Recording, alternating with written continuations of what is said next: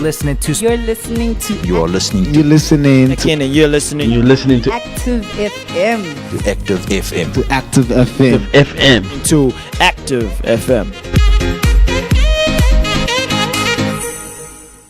Hello, and welcome back to Unearthed. I'm Maisie. And I'm Nicole, and today we are uncovering the disappearance of Amelia Earhart. Right, I'm very excited about this. I don't know anything actually, but you I know have. my question. I was going to say, do you know who she is? Actually, no. I've heard of her, Yeah. but I actually don't know who she is. Like, I feel like she's a discoverer. It kind of sounds like a discoverer name. Do you know? I mean, technically she is, yeah. Yeah, she is. Yeah. Kind See, of. I feel like she's got that vibe. Like, I don't know, already from her name, I just Just like the I get a vibe of she's adventure. I don't know. Adventure. Yes. Okay. So that's what I think. Do you know anything about her disappearance?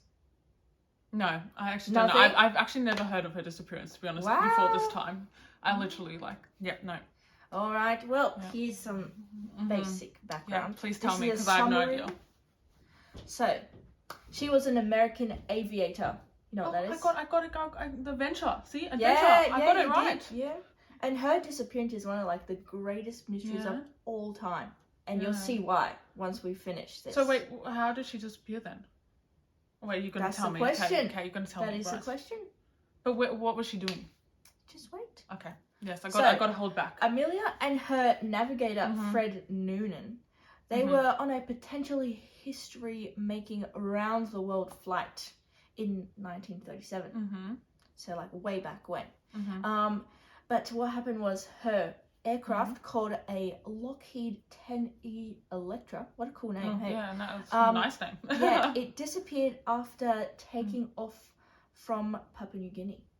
I think she was on like kind of the final stretches of this round the world trip, but then just disappeared. So she was on a trip and she was basically flying or going to fly and it disappeared just all of a sudden, basically. Yeah. Yes. But see, I wonder then if it was because of some like natural disaster that happened or something like that. Who knows? And also if it was in the sea, like the sea is a vast expanse, right? Like Yeah. it's so hard to find, like if they crash in the sea, like it's really hard to find in the middle of the ocean anyone. Yeah, exactly. Do you know what I mean already? Exactly. So I guess it helps fuel this idea of conspiracy theory. Yeah. Yeah, no, it's crazy. Right. And there are so many questions that like even today that they still unanswered. And there's like this, I would say there's four main there's four main theories into her disappearance, although I must say the last two are a bit like dodge. A bit dodge, a bit way out there. Yeah. I'm like, don't agree with those. No. Okay. Right. So let's get some background of Amelia Earhart. Yeah, I would She like is some a because I very don't know her. influential woman that shaped the world today. Mhm. So basically, she was born July 24th, 1897. Such a long time ago. Yes. She was born in Kansas. She'd be an old grandma. She might even be dead by now.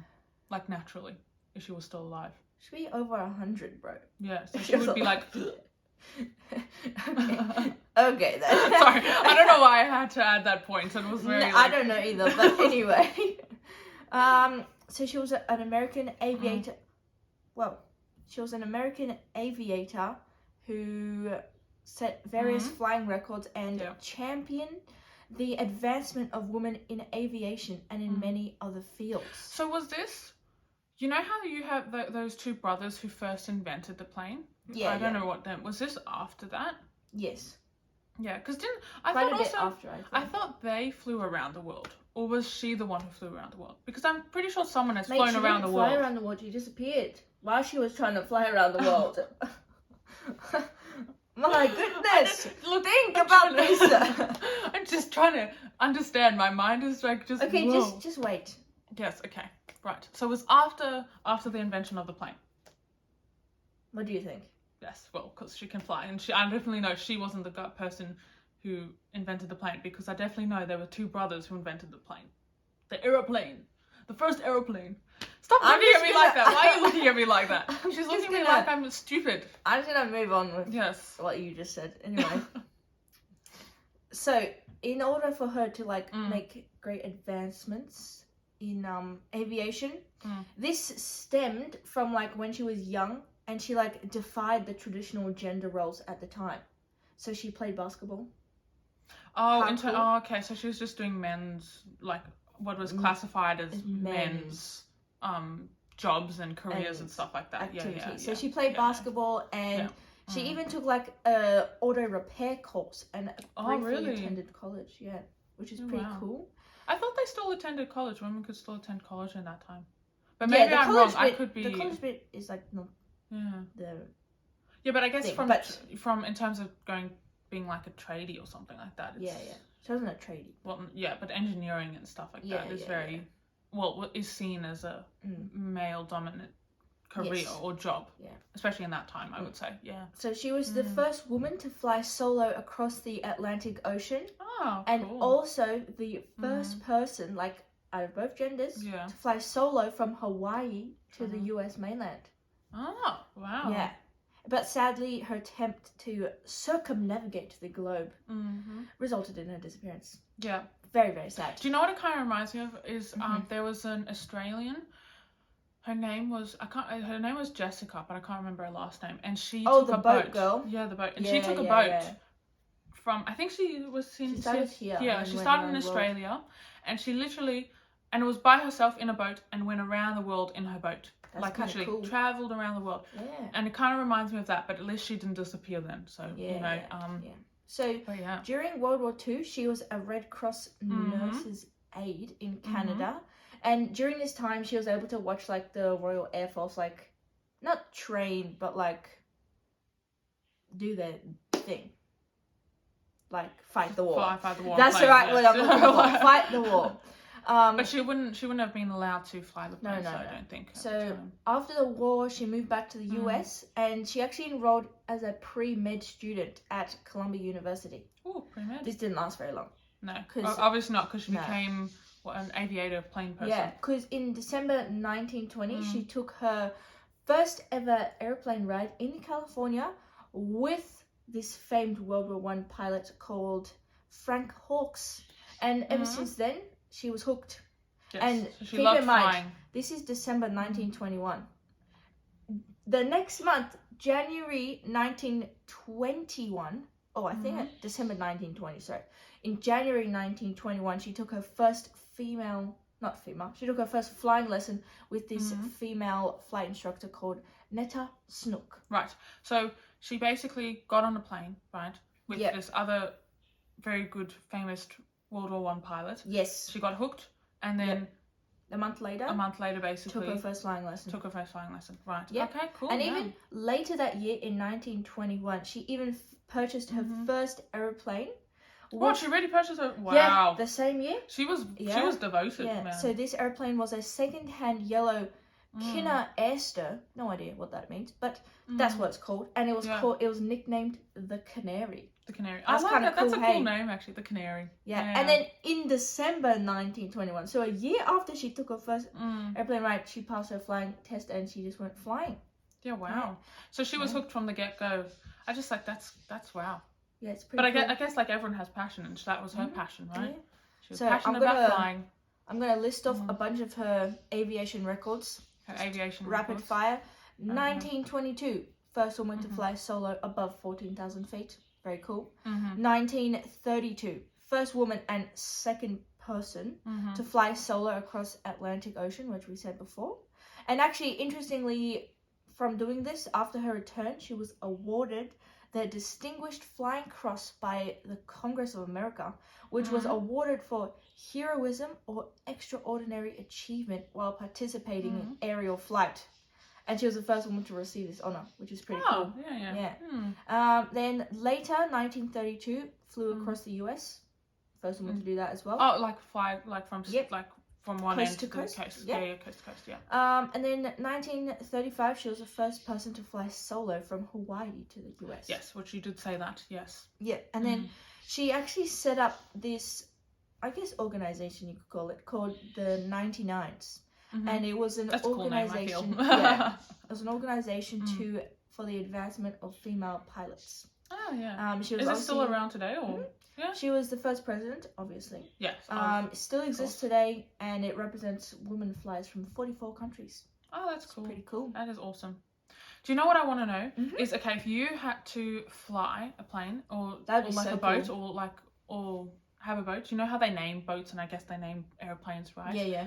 What would her name was the Canary, right? Her Mhm. airplane was the Canary, right? So we'll stick to planes. If you had a plane, What would and if you call were your out there, what would you call your plane? Like, what would you call your plane? Jumanji. Jumanji? No, I'm kidding. No. It just feels there's a Jumanji game in front of me. Ignore that. I don't know. What would you call it? The Hawk. The Hawk, is that what you call it? No, I don't know. I'm just making up names. No, actually, you know what I call it? Unearthed. Right? Ah, good one. Good Right, one. like plug. Yeah. The podcast of Unearthed. Yes. All right. You know? Let's get into what happened, her disappearance, the theories, everything. So, day she went missing, 2nd of July, 1937. When she was doing her 1937, trip so that around was- the world a long time ago. Yeah. So, And she got her stuff in 1921. 21. Yep. So she'd been flying for quite a while, like 10 years, a little bit more than 10 that, years. yeah. Wow. So, Yeah. Earhart and her navigator Noonan, they took off from Papua New Guinea in the Lockheed 10 Electra. Love saying that. Mhm. And basically they had a system set up with this guy called Harry Balfour, who was like a radio operator.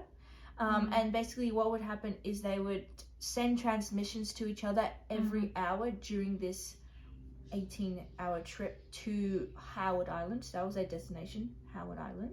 So they started in Papua New Guinea. Yep. And And then they were going to travel... to Howard Island. And Isn't Howard Island here in Australia? I don't know. I don't know. Anyway, Who whatever. knows where it is? And basically at Howard Island, she was going to refuel for the last time during this flight, because it was like the last stop before she completed it.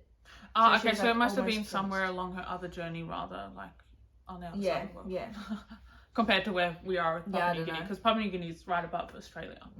Yeah. So that day the winds were stronger than anticipated, so that could have like affected the speed. that's what I was wait, going- wait. That Oh. could have affected the speed she travelled, which could have used more fuel supply than expected. Okay. So she might have like ran out before she reached the Yeah. island. Mm-hmm. And so the guy Balfour, he tried to transmit information to Amelia like 3 times, but it just seemed like she didn't actually receive the transmissions. Yeah, so he wasn't receiving anything Yeah. back. So in one of her last transmissions, she stated that she climbed to 10,000 feet. However, this was a bit strange because it's not smart to do that with the amount of fuel usage, and like it's kind of unclear why she climbed to that high, and like Yeah. it's kind of like why did you climb that high? Like there was no need. Kind of thing. Yeah. And Like that wasn't the purpose to go as high as you could in the atmosphere, basically. It was to travel around the world. Yeah. So it's understand kind of that, like Mm. what happened to make her like climb. Yeah, why did That she high. have to? Yeah, okay. Mhm. Yeah. And then we have a little quote from her last transmission. It Ooh. was transmitted to a US Coast Guard vessel waiting off the coast of Howard Island with more fuel for her. Mhm. So it was transmitted to them. And so this is what it said. She said, "We are on the line 157-337. Mhm. We will repeat message. We will repeat this on 6,210 kilocycles. Wait." And then it went silent. So she was trying to say where she was, where they're going to next do it, but then she says, wait, and then like nothing. So it's like, oh, mystery. Yeah, I guess you leave with weight and you're like Yeah, anticipating something and you're like, Yeah. what's going on? Like Yeah, and her voice was said Ooh. to be frantic in that last In that last transmission. one. So it wasn't like normal. See, I wonder if it because I would be like, I wonder if there was like, you said there was like high winds and stuff. Like there could be Yeah. a storm. Like a storm could have just like it could be really dangerous. Like Yeah, definitely. you know, like even now, like if there's a huge storm or something, like planes can be grounded and put. Yeah, like, exactly. You know, like I guess they didn't quite. Then they weren't quite having like their rules of grounding planes. They would just go kind of thing. I guess. So this evidence like suggests that Earhart and Noonan died when their plane crashed into the ocean because it ran out of fuel following the 10,000 feet climb. Right. Okay. So that's kind of like. Yeah. Mm-hmm. The Did they find theory. her body and stuff in there? You'll have to wait and see. Oh. I So wonder. there's 4 main theories. Yeah. The first 2 Mhm. are the most logical. The second 2, a bit dodgy. Yes. Okay. Well, not dodgy, but I was like, really? You Yes, know? you're kind of like, That's that's the a vibe. bit far out there. Yeah. So Okay. theory 1, crash and sink. I guess Mhm. you can Yeah, guess crash what and this is sink. about. So this theory is quite simple. It's basically that Earhart's plane ran out of fuel when she searched for Howard Island. It then crashed into the open ocean somewhere in the vicinity of the island. However, there have been like many expeditions over the last 15 years And nothing's which been found. has like attempted to locate the plane wreckage on the seafloor near the island. But even like high-tech sonar and deep-sea robots have yet failed to yield clues Wow. about the Electra's crash. So it's kind of like it's the most logical, but like they have searched so many times, but they have found like nothing. Yeah, it just, but then also you like, are they actually searching in the right area? Like they could be like a few hundred meters away from where everyone But I searched. think they like drew like a map from where she last said she was, and they kind of drew like a circle and searched around there. Do you know what I'm saying? And nothing, yeah. Oh, Yeah. that's interesting, because then it's like, well, where is she? Kind of thing. Where is it? Yeah. And they basically there was a really large search and rescue effort by the U.S. Navy and Coastal Guard, and basically neither the plane nor wreckage was found. And although this company called Nauticus searched the seabed around the island between 2002 and 2017, which is a long time. That's a long time to Yeah, go they have searching. found no trace of her plane or wreckage or anything. Like, that's kind of crazy. Okay. Oh. Yeah. And then here is theory 2. Theory 2. The number 2. island theory. It's kind of cool. Tropical vibes. Yeah. So basically this guy called Rick Gillespie, from the director of the International Group for Historical Aircraft Recovery. What a name. Very long name. Yeah, so basically he like challenges the official Navy verdict that the plane crashed into the sea. Yes. So basically, stick with me here. So basically, researchers from this organization called TIGHAR, right? I think that's how you say that. TIGHAR, if you're wondering out there. Yep.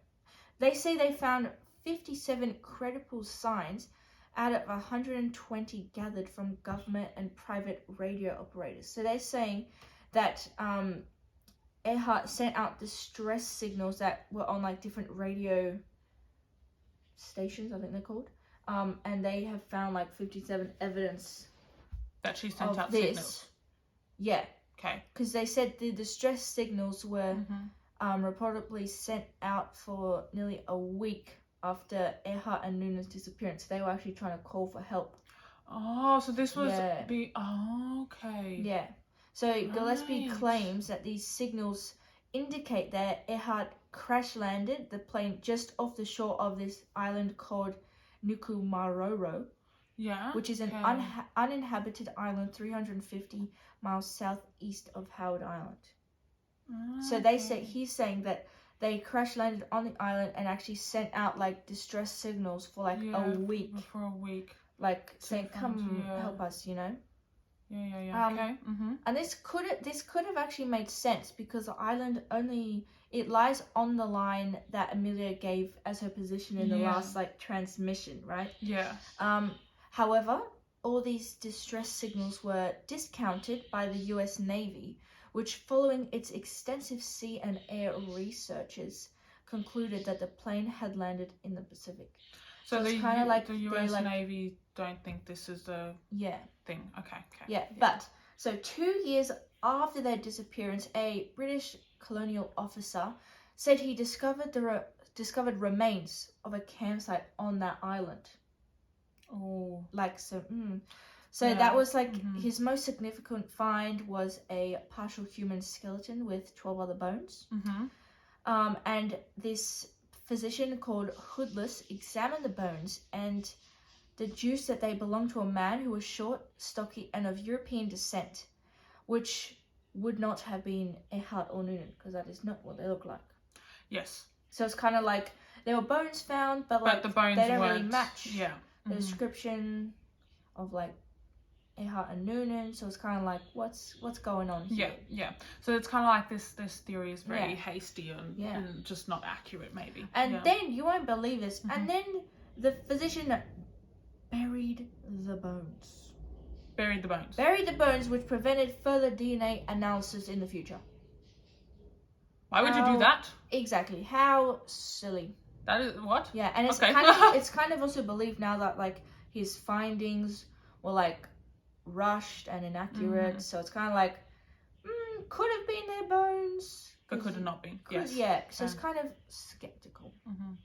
So the company Tigher then later used these measurements and determined, like the measurements of the bones, right? Determined that the bones could have been those of a taller than average woman of European descent. And that's exactly what Amelia was. So it's like... So they first said the bones couldn't be, and now they say the bones couldn't be. Yeah, because they used the measurements of the bones. Right. So it's like, oh, it like matches her description. Yeah. It's kind of like... So there's two theories to this bone. It could be a man or it could be Amelia's. Yeah, okay? Yeah, exactly. So, in addition, a metal sheet was found on the island in 1991, which appeared to have been the same piece that appeared in the Miami Herald's photograph of Amelia's plane, covering one of her rear navigation windows. Oh, so it's like this metal, like yeah. basically the dimensions and the proportions and the pattern of the rivets all match those of Amelia Earhart's plane. Yeah. Okay. You know. Yeah, so basically the history website, it says this. It says the patch was as unique to Earhart's particular aircraft as a fingerprint is to an individual. So it's like this kind of gives a lot of evidence. It's like so there's a lot of evidence that they were on this island. Yeah, exactly. Or like, yeah, cool. Yeah. Okay, yeah. However, other experts dispute this claim and say it's not been conclusively proved that this fragment comes from her Lockheed Electra. Yes. Okay. Yeah. And also on like the 9th of July 1937, the US Navy planes like scoured the area around the island but found no signs of a plane crash. So it's kind of like they didn't really find it on the island. So it's like, were they there? Like, it doesn't 100% make sense. Yeah, especially if like they haven't found a plane crash there. It's kind of like, exactly. Maybe not. Because like there would still be like plane remains. Parts, yeah. You know. Yeah, especially if they crashed on the island. Yeah. But Gillespie maintains that the plane sank into the seabed soon after Amelia's distress signals. Yeah. So what I think, before we get on to the other two theories, what I think is the most logical thing, the truth basically lies between these two theories. Either like Earhart and Noonan crashed into the ocean, they died, possibly in the vicinity of Nukumaroro, the island. Yeah, and Howard Island, yeah. No, Nukumaroro. Okay. Or they both survived the crash landing on the island where they eventually succumbed to starvation or exposure. So it seems like those are the two most logical things. Yes. So they kind of were in between those two. Yeah. Right. These two will be a bit shorter. Cool. Basically. Yes, so, there's two other theories. Right. Okay, what's the third theory? Number 3. It's called the spy theory. The spy theory. What a cool name. Yeah. So it was put forward by a guy called Roland Reineck. And he basically said, Amelia was a spy for the USA at the time due to the rising tensions between the USA and Japan in the years leading up to World War II. Yes. Which makes sense, right? And he basically believes that Amelia was told to land on a different island called the Marshall Islands so that the US could pretend to search for her in Japanese waters and do like spy stuff. Like so it'd be like a fake death. Or fake like disappearance disappearance, yeah. Because I think the Marshall Islands were owned by the Japanese, I'm pretty sure. Okay. So like she was told to like land there and then they could like come in and try to find for her, but then it was like kind of a spy mission. Right. Okay. Okay. So, and basically, this is not very accurate, I don't think, but many locals claim that they witnessed her plane crashing. Yeah, and it's like, but there's not really like solid evidence for it. Yeah, it's just like they could just be saying it kind of thing. Yeah. However, like, the plan went wrong, which kind of leads into the next theory, but the plan went wrong when the Japanese actually captured Earhart and Noonan, only releasing them years later, so it didn't really work. And basically what they did is they returned to the US but lived under different names for the rest of their lives. But the thing is, why would you live under different names?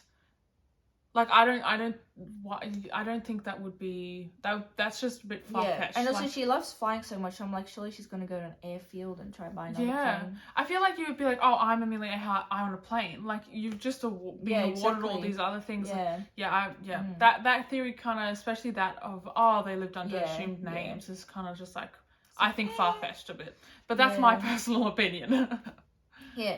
So that's that theory. Then theory 4 is kind of similar to that one. It's called captured and killed. Captured and killed, yes. Basically, the theory states that Earhart and Noonan were captured and executed by the Japanese, and they were executed by the Japanese on the Marshall Island.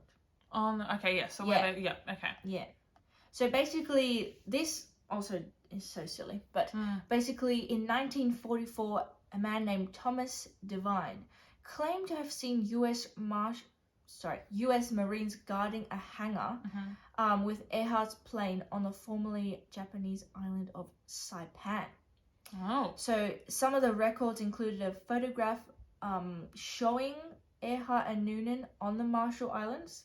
So like apparently this photo shows them on it. Okay. But this was disproved by bloggers who found the same photograph in a Japanese published in 1934. So basically kind of like photoshopped. Well, 2 to 3 years before their disappearance. So it's like, right, that's not them. No, yeah, that's not them. That's not them because they were not there. They were busy doing other things. So that's this theory just doesn't seem credible at all. Yes, yeah. Because also the other thing is like it's well known within the flying community, I would say, that Earhart would not have been able to make it to the Marshall Islands because of insufficient fuel anyway. Yeah. So it's like... So it kind of just proves that those two theories of her kind of being a spy and going to the Marshall Islands. Yeah, basically. exactly. Yeah. So it's like, you lying. Yeah. See, I think, from what I've heard, I definitely think the last two theories that you explained are definitely like more way out there. Yeah, and definitely. Just like kind of weird. Also, like if she was a spy, like a lot of like World War I documents and spy kind of stories have come out because they've been unclassified, shall I say, to being able to be now revealed to the public. Yeah, exactly. Like they would have told us, like the public by now, if that was the case, and I don't. Yeah, like, definitely. If they haven't, like, well. Why not? Why not kind of thing. Yeah. Do you know what I mean? And I highly doubt she was a spy. Yeah. I don't think she was a spy. Yeah. Like if you just think about like the Imitation Game. Yeah, exactly. I don't know if you guys know what the Imitation Game is, but it's basically this British guy and he developed things that it could encode like messages basically from the enemy kind of thing. And it's like now it's public knowledge. So something like that, like Yeah. Anyway, what do you guys think? Yeah. I think it's like in between like the crash and sink and island theory that just makes the most sense, has more evidence for it. Just makes more logical sense. So tune in next week to find out what the next conspiracy theory will be. Yes, that's a mystery. So please like, subscribe, download, and tell all your friends. This has been Unearthed with AZ and Nicole. See you next time.